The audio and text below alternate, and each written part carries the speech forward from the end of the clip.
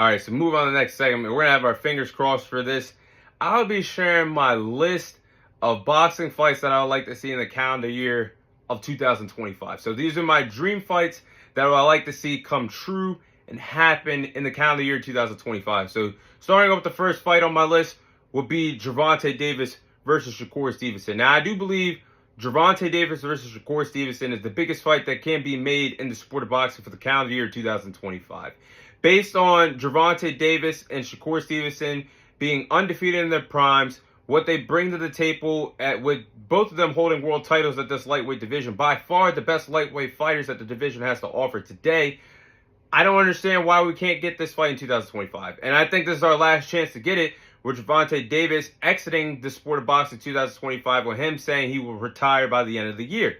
If Gervonta Davis defeats Lamont Roach in March, and Shakur Stevenson defeats Floyd Schofield in February, what's holding us back from getting this fight in the second half of 2025? And that's everything that boxing fans wanted to see. Hell, boxing casuals want to see that fight. Because you have Gervonta Davis, who is a slick southpaw fighter that has the speed, the power, the boxing IQ, going up against Shakur Stevenson, who's also slick southpaw fighter that could get things done on the offensive, defensive side in the sport of boxing. A very hard hitter, a very hard fighter to hit, a very great defensive fighter in his own right. Why not give us this fight? It'll be a perfect chess match.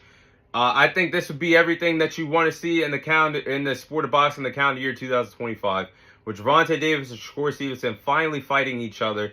No more talking on social media. No more getting on your phone and tweeting on Twitter/X. We want the squabble. We want the smoke. Let's get Gervonta Davis versus Shakur Stevenson in 2025. Now, next on my list will be the Devin Haney versus Ryan Garcia rematch. Now, I think Devin Haney versus Ryan Garcia, that's a rematch that I would like to see.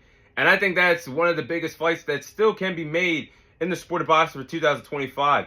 I mean, how the story shaped out from their first fight with Ryan Garcia, out of shape Ryan Garcia, not mentally in it at all, making all the wrong decisions outside the ring, getting in there and defeating a two-division world champion Devin Haney with ease, with only using a check left hook the whole entire fight, to send Devin Haney to the canvas not once, not twice, but 3 times, only for it to be erased a week and a half, 2 weeks later, due to the fact of Ryan Garcia testing positive for PEDs.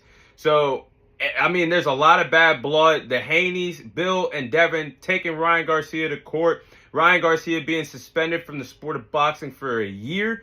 I mean, the build-up for the rematch would be bonkers. I mean, the build-up would be insane, with two of these respective fighters selling the fight well. I would like to see the rematch with a lot of drug testing weekly, and I would like to see the fight happen at the correct weight. I mean, both fighters have a lot of history together, going 3-3 against each other in the amateurs, and then this pro fight being erased from history, even though the footage still shows that Devin Haney couldn't defend a check left hook all night. But I think this rematch would be what the sport of boxing would need for 2025. Let's get the squabble, let's get the smoke between Devin Haney and Ryan Garcia in 2025. Now, next, we're going to move to the heavyweights. It's Tyson Fury versus Anthony Joshua. Now, I think Tyson Fury versus Anthony Joshua would be the biggest UK fight in boxing history. Both Tyson Fury and Anthony Joshua are the two biggest UK stars that the sport has to offer today, and two are in the conversation for being the greatest heavyweights of this current generation in the sport of boxing. Now, at this point, it's bizarre that Anthony Joshua and Tyson Fury have not crossed paths throughout their illustrious boxing careers. But I think 2025 seems like to be the perfect time to get this fight. I mean, both guys still have a lot of gas left in their tanks. Both are former heavyweight champions in the sport of boxing. And I think this would be a great money grab for both Joshua and Fury. And both would sell out Wembley Stadium with ease. And I think with the power that these heavyweights possess, with them going all out in the line to prove who is the greatest fighter that hails from UK in the heavyweight division, I think somebody would get knocked out between Tyson Fury and Anthony Joshua. So let's get the squabble, let's get the smoke between Joshua and Fury for 2025. Now, next fight, this one's kind of a wild card, and this was rumored at one point to happen at the end of 2024, but I got this one on my list between Teofimo Lopez and Jaron Ennis. Now, this is something I would actually like to see, a fight between Teofimo Lopez and Jaron Ennis. Now, this will have to happen if Teofimo Lopez would be comfortable with moving up to welterweight to fight Jaron Ennis.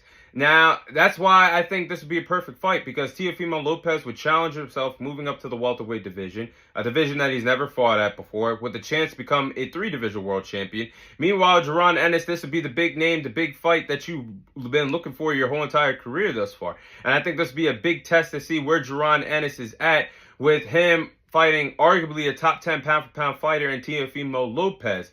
So, again, styles makes fights. Both are slick fighters. Both have possess a lot of power, a lot of boxing skills. I think with Teofimo Lopez showing some inconsistency sometimes in the boxing ring, with Jaron Ennis that has shown some mistakes in the sport of boxing in his last 2 performances. That's why I think this would be a 50-50 fight. Let's get the squabble. Let's get the smoke.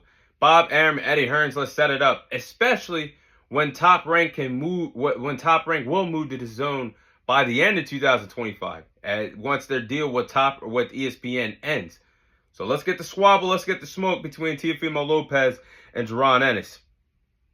Now, next one will be Jermall Charlo versus Caleb Plant. Now, I don't know what we're waiting for this one. This is what the super middleweight division needs, some jam-packed fights, because we're having a money-hungry Canelo Alvarez just cherry-picking who he wants. We're not getting no big-time fights at super middleweight anymore. So let's get Jermall Charlo versus Caleb Plant. Both are signed with the PBC. Both have the capability and the star power to at least co-main event a PBC card fighting each other this year. And the bad blood is already there. We know they're running the history where Caleb Plant walked up to Jermall Charlo and wanted all the smoke and open palm smacked him across the face. And they're running in the past. So Jermall Charlo, his next fight will probably be at 168. When he did fight at the end of 2023 against Jose Benavidez, it was a catchweight fight at 163, 164. So I think Jermall Charlo, whenever he does return, will move up to 168. I think this would be a fun fight to have for a PPC card between Jermall Charlo and Caleb Plant. Hell, they might even main event their own card. Whether it's a pay-per-view card or not, I think this would be a great fight to have for 2025. Now, next would be Terrence Crawford versus Jermell Charlo. Now, we all know that Terrence Crawford is chasing that big bag fight against Canelo Alvarez. But what if he doesn't get that Canelo Alvarez fight? This is the next big fight that can be made for Terrence Crawford at his own division, that being against Jermell Charlo. Now, even though Jermell Charlo sold the bag the last time we saw him fighting Canelo Alvarez, and he was basically a practice dummy, a sparring partner for Canelo Alvarez to look good when he got all that money and folded at 168. I think Jermell Charlo returning to 154, a division that he was an undisputed champion at, a division where all the titles were stripped from him, not losing his undisputed titles, but they were stripped from him, and him being refocused, recharged, and ready to go for 2025, why not pursue that big fight against Terrence Crawford? And I think that would be a tremendous fight between Jermell Charlo and Terrence Crawford. They both have the bad blood between each other. This fight was actually supposed to happen. This was the route that Terrence Crawford was supposed to take after he defeated Errol Spence. But that's when Jermell Charlo just folded against Canelo Alvarez. He got stripped one by one of his undisputed titles. So I think that's a good 50-50 fight. I like what both fighters bring to the table. A focused Jermell Charlo would give Terrence Crawford a run for his money. But that's something we will have to see. But that's definitely a fight I would like to have in 2025 between those two respective fighters. Now, next, we're going to move on to the women's division. Amanda Serrano versus Katie Taylor, part 3. Now, I got to have this before these respective women retire.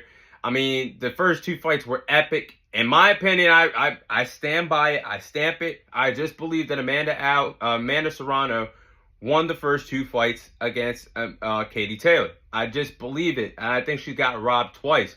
But it's a valid conversation if you have Katie Taylor winning or not. That's just what I believe. But both the 2 fights were amazing. Both fighter of the year, in my opinion, in 2022, the first time they fought fight of the year. And 2024, when they fought on the Jake Paul Mike Tyson card, it was Fight of the Year. So let's get it one more time before these respective women retire. And last but not least, to close it out, again in the women's division would be Amanda Serrano versus Alicia Baumgardner. Now, I think this would be a fight that a lot of boxing fans would like to see between Amanda Serrano and Alicia Baumgardner. It would be a lot of bombs exchanged between these two respective women. This fight could happen at any weight because Amanda Serrano is like the woman's version of Manny Pacquiao. Can climb up and down weight classes and fight very comfortably, still bring her power and her A game to any division in women's boxing. But I think this would be a great fight. I think both fighters will be able to sell the fight. Both of them are tremendous competitors, or very competitive. So I think the build-up for the fight would be very entertaining to see. What these respective women would have to say to the others.